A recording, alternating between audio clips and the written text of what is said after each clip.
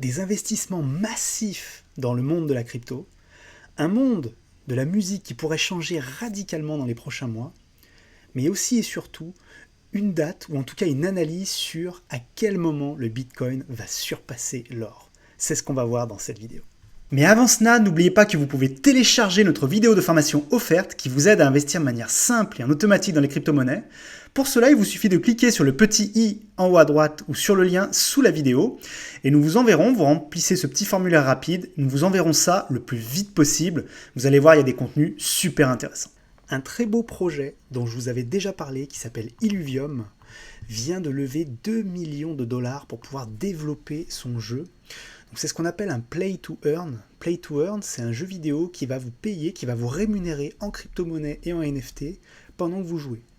Et l'avantage de ce jeu, contrairement à beaucoup d'autres jeux qu'on a pu voir se développer sur la blockchain, c'est que le design est très abouti, l'équipe qui est derrière est une équipe qui a déjà travaillé sur des grands noms du jeu vidéo.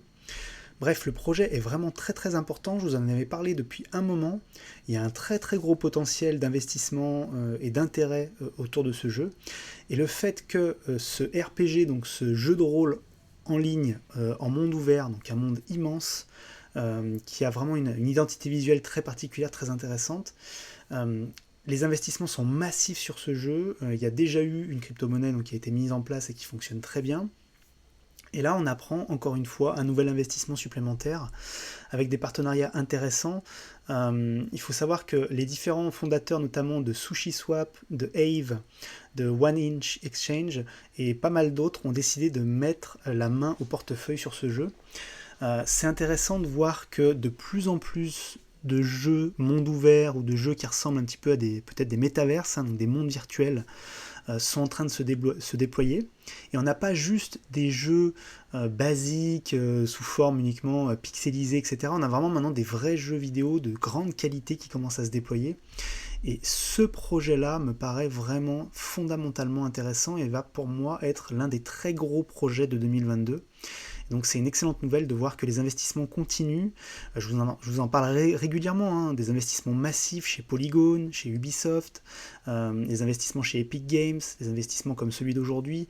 Ça n'arrête pas, on a même appris que le créateur de Pokémon Go, Niantic, allait lancer un véritable métaverse. Ce qui est génial, c'est que du coup, voilà, c'est cofinancé par Nintendo.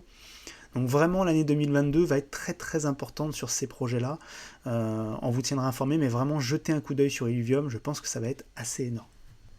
Un autre marché qui pourrait être complètement modifié en 2022, moi je mets une pièce dessus, c'est ma grande conviction, et je pense qu'on fera des vidéos fin 2022 et vous verrez qu'il y aura eu l'explosion de ce marché-là, c'est les NFT musicaux. En 2020-2021, on a eu beaucoup de déploiements de gros projets autour d'images, autour de collections, autour d'avatars, plutôt au niveau visuel. Et je pense que 2022, j'en suis absolument convaincu, va être l'année des NFT musicaux. Pourquoi ? Pour plusieurs raisons. La première, c'est que le marché de la musique est un marché très compliqué pour les artistes. Pendant des années, pendant très longtemps, et c'est encore le cas aujourd'hui, les artistes doivent convaincre des maisons de disques de les signer pour pouvoir créer des albums, des concerts, financer en tout cas leur art, la création de leur art, et pouvoir ensuite être proposé un petit peu partout. La problématique de ça, comme vous le savez, c'est que quand il y a un middleman, quand il y a un intermédiaire, souvent il exagère, et c'est ce qui se passe dans les maisons de disques. Donc ça a créé ce premier problème. Alors il y a eu des solutions, des petites solutions, on va dire des mesurettes qui ont été mises en place, comme ces outils, par exemple, de financement participatif, qui ont permis à certains artistes de s'extraire, mais c'est resté très limité. Il y a eu aussi l'avènement, évidemment, des plateformes d'écoute, comme Deezer, comme Spotify, comme Apple Music, etc. La problématique, c'est que les chiffres sont tombés, et ils sont terribles. 99% des revenus générés par ces plateformes, par les écoutes de ces plateformes, sont redirigés vers moins de 1% des artistes musicaux, les plus gros. Donc en fait, on n'a absolument pas réglé le problème, on l'a même empiré encore plus. Et troisième point, à cause donc du coronavirus, de la grande crise qu'on est en train de vivre actuellement, beaucoup moins d'artistes ont pu se présenter sur scène, ont pu proposer leur art dans des salles de concert, à travers le monde, etc. Donc ça pose encore plus de problèmes. Donc ces trois critères font qu'aujourd'hui, J'en rajouterai un quatrième, il y a vraiment un besoin de liberté des artistes, de pouvoir vendre directement, et de pouvoir participer directement à la création de leur art et à la vente de cet art à leur public. Et donc qu'est-ce qui se passe? Je vous avais parlé d'une plateforme française qui s'appelle pianity.com, qui est une très très belle plateforme que je vous invite à consulter, il y a des super NFT dessus. Et là on apprend que la plateforme de musique Royal, qui avait déjà levé, je crois que c'était 16 millions de dollars lors d'un premier round, ce qu'on appelle un premier tour de financement, lève à nouveau 55 millions de dollars supplémentaires.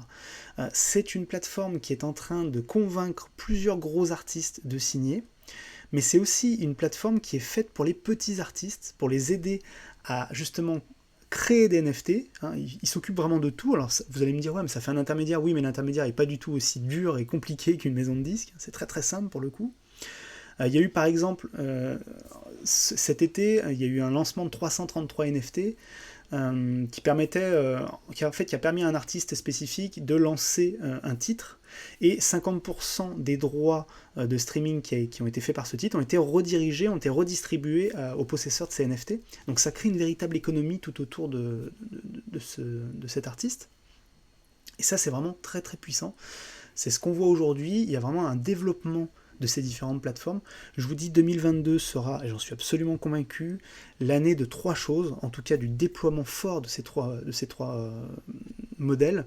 Premièrement, le Play to Earn que je vous ai présenté tout à l'heure avec Illuvium, c'est le fait d'avoir des jeux vidéo de qualité où on va vous rémunérer en crypto et en NFT pour vous permettre de jouer. Deuxièmement, c'est cette partie musicale, très clairement. La musique est en train de devenir un produit NFT. Booba s'est lancé, Eminem s'est lancé, Gaga est en train de se lancer. Enfin, ils sont tous en train de déployer. Ça va vraiment se déployer en 2022. Donc vraiment, c'est le moment de se renseigner, de réfléchir et de comprendre et de saisir les bonnes opportunités. Et le troisième, ça va être évidemment tout ce qui est lié au métaverse. Donc les NFT dans les métaverses et les métaverses eux-mêmes. Les deux, parce que les deux vont être importants. Il faut savoir que beaucoup de gens table uniquement sur le métaverse, oui, bien sûr, mais le métaverse pour fonctionner, il a besoin de NFT. C'est ce qui fait la différence avec les métaverses d'aujourd'hui par rapport à ceux d'il y a 10 ou 15 ans, c'est qu'on a des objets non fongibles, des objets uniques, dont on a la preuve de leur unicité grâce à la blockchain. C'est pour ça que ça va se déployer dans les prochains mois, les prochaines années. Donc très très grosse nouvelle que la plateforme Royal effectivement vient de lever 55 millions de dollars supplémentaires. En plus, ce qui est fou, c'est quand on voit qui a donné l'argent. Pour vous donner une idée, Andreessen Horowitz, moi qui suis une personne qui a travaillé pendant très très longtemps pour les startups à travers le monde, c'est l'un des plus grands investisseurs mondiaux dans le domaine des startups. Quand lui, il met de l'argent, souvent, c'est que le projet a un fort potentiel. Vous avez Coinbase Ventures, qui est le fonds d'investissement de Coinbase, vous avez Paradigm, enfin voilà, vous avez vraiment des très très grands noms qui sont là et qui ont décidé de déployer le projet. Et en plus, il y a même des artistes de qualité, de renom, qui ont décidé de devenir partenaires du projet. Donc vraiment, on a quelque chose, on a tout, je pense que toutes les pièces du puzzle sont en train de se mettre en place pour que Royal et Pianity soient deux plateformes importantes qui pourraient être les deux premières grosses plateformes de NFT musicaux qui vont arriver dans les prochaines semaines. Alors, c'est pas une news toute fraîche, mais je voulais quand même vous en parler, je pense que c'est important. Le Salvador continue. Le Salvador, qui a été le premier pays, comme vous le savez, à légaliser et à transformer le Bitcoin en monnaie légale dans son propre pays, continue de déployer des projets incroyables. Donc là, le but, c'est de créer une ville autour du Bitcoin, à côté d'un volcan. Et cette ville sera, bien sûr, l'énergie de cette ville sera générée par la puissance électrique de ce volcan, parce qu'on a des systèmes de géothermie qui permettent de créer l'électricité de manière plutôt économe. Donc le projet est absolument fou, évidemment, c'est de créer une ville. Ça me fait penser un petit peu au projet que Akon a créé au Sénégal, avec les deux villes qu'il avait lancées. Il y en a une qui est lancée et une qui est en cours de construction. Mais c'est un peu le même concept. L'objectif du Salvador, c'est d'amener un maximum d'investisseurs, de créateurs, de gens qui travaillent dans les crypto-monnaies, dans ces sujets-là, de les faire venir en fait sur le pays pour qu'ils viennent s'installer, qu'ils viennent créer des entreprises, qu'ils viennent créer de l'emploi. C'est vraiment on va dire la stratégie du président du Salvador. Alors l'idée est vraiment géniale, je pense qu'il va falloir qu'on aille voir un petit peu ce qui se passe. En plus, donc le projet va être financé par un système via le Bitcoin. Il faut savoir qu'aujourd'hui, le pays a déjà plus de 1120 Bitcoins pour pouvoir sécuriser un petit peu tout ce qu'ils ont mis en place au niveau de la monnaie officielle. Mais c'est vrai que ils veulent également un fonds d'investissement d'1 milliard de dollars, donc ils sont en train de chercher les fonds. Ils ont pas mal de gros partenaires potentiels qui sont en cours de discussion avec eux, d'après les informations que j'ai en tout cas, et le projet est vraiment incommensurable, c'est vraiment immense ce qu'ils veulent faire. J'ai hâte de voir ce que ça va donner, il va falloir suivre ça de manière intéressante. Donc le président, ce qu'il dit, c'est qu'on veut créer un système où on va faire du minage de Bitcoin, on va faire de l'agriculture, on va faire de la culture, on va créer du sport, et on veut que quand on sera plus là, la ville soit toujours là. Donc il veut vraiment créer une ville de toutes pièces, mais qui lui survivra.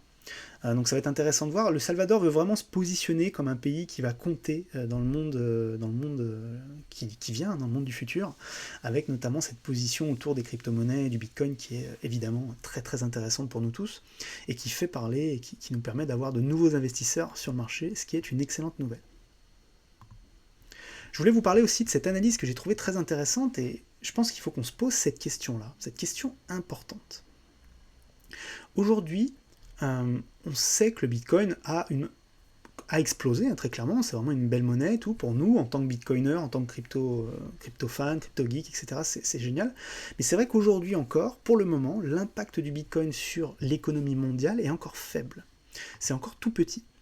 Et c'est encore plus impressionnant, même quand on le compare aussi, alors un peu moins impressionnant pour le coup, mais quand on le compare à l'or, on se rend compte qu'il est encore largement en dessous de l'or, qui est pourtant très très loin de la finance globale mondiale. Et c'est la question que s'est posée notamment le patron Michael Saylor dans une interview sur CNBC. Il y a eu différentes discussions avec Joe Squawk, qui est donc le journaliste qui l'a interviewé. Et la question c'était de dire à quel moment, d'après lui, le Bitcoin allait surperformer, allait être plus gros en taille que l'or. Alors il faut savoir qu'aujourd'hui, si on compare, d'après lui, le Bitcoin est en train de gagner, l'or est en train de perdre. Alors ça c'est à la disposition de chacun, à la discussion de chacun. Je pense qu'il a d'une certaine manière raison. Il pense lui que l'or va remplacer, que le Bitcoin va remplacer l'or. Moi ça j'en suis absolument pas convaincu. Pour moi les deux vont cohabiter. On a pas mal de débats là-dessus avec différents partenaires et différents gens avec qui je travaille. Mais c'est vrai que pour moi, on va avoir vraiment deux types de finances. On va avoir la finance décentralisée avec toutes les crypto-monnaies, etc. On va avoir l'or qui va rester une valeur refuge importante pour les différentes crises, etc. Et on va avoir la finance traditionnelle qui doit être là et qui pour moi a un intérêt aussi pour l'économie réelle. Je pense que c'est important. Mais la question qui se posait, c'était, voilà, aujourd'hui, la capitalisation globale... capitalisation globale de l'or, c'est 11 730 trilliards. Et voilà, pour le Bitcoin, c'est 1134. Hein. Donc la question, c'est plutôt en trillions, pardon. La question, c'est de se dire à quel moment le Bitcoin pourrait passer. Alors d'après lui, ça va arriver très très vite. On pourrait voir ça dans les prochaines années. Et donc pour lui, c'est quelque chose qui devrait faire du x100. Lui, son objectif, c'est le x100. Et d'après lui, le Bitcoin devrait très rapidement atteindre 5 à 7% de l'économie globale. Il pense aussi que le dollar va écraser beaucoup d'autres monnaies. Il pense qu'il va y avoir une concentration des monnaies. Ça, c'était très intéressant. Sa façon de voir le monde par rapport à ça. Vous le savez, hein, aujourd'hui, le détenteur de la monnaie a quand même un pouvoir important. On l'a bien vu. Pourquoi le Salvador a voulu créer, en tout cas, s'indexer sur le Bitcoin, c'est parce qu'il voulait se libérer un peu du joug des Américains. Donc la question est là, et c'est la question que je vous pose aujourd'hui en commentaire. Vous, à votre avis, à quelle date précisément on va atteindre ici les 100%? C'est-à-dire que le Bitcoin va arriver au même niveau de market cap que l'or. Pour l'instant, il est à peu près à 10%. À votre avis, quand est-ce que ça va tomber? Quand est-ce que ça va arriver? Moi, je fais un pari. Je pense que 2022 pourrait être cette année-là, très clairement, ou début 2023. Moi, c'est ce que je positionnerais. J'ai hâte d'avoir votre avis et d'avoir vos commentaires, vos explications, et pourquoi, d'après vous, ça pourrait être telle date plutôt qu'une autre.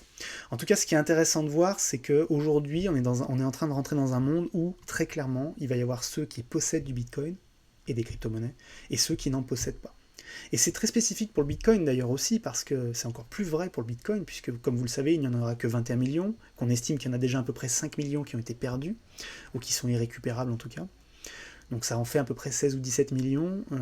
Tout le monde ne pourra pas en avoir, en tout cas pas un entier, ça c'est certain. Et je pense qu'on va avoir vraiment quelque chose d'intéressant à suivre à ce sujet-là dans les prochains mois. J'espère que cette vidéo vous a plu. Si c'est le cas, n'hésitez pas à mettre un pouce bleu, à commenter, à partager. Pour vous, c'est très rapide et pour nous, ça compte énormément. Merci à vous et à très vite.